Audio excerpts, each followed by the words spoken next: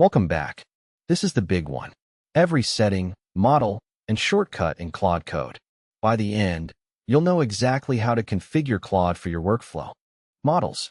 Sonnet for daily coding, fast and affordable.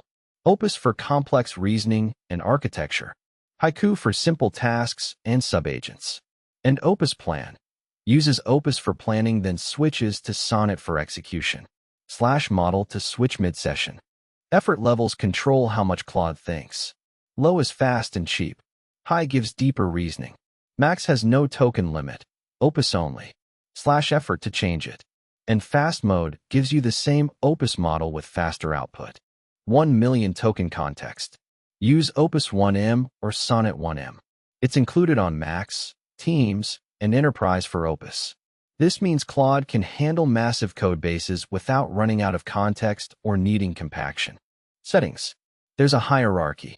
Manage settings override everything, then policy, enterprise, project, user, and default.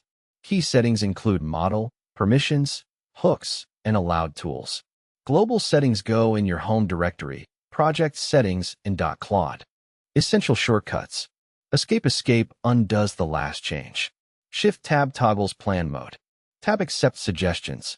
Up arrow for command history. Question mark shows all shortcuts. And you can customize everything in keybindings.json. Terminal setup. Configure your status line to show model, cost, context usage, and get status. Use a modern terminal like iTerm2 or Windows Terminal.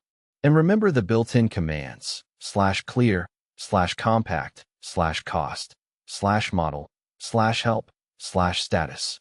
Recap. Models, effort levels, 1 million context, settings hierarchy, shortcuts, and terminal setup. That's everything you need to configure Claude code. Subscribe for more.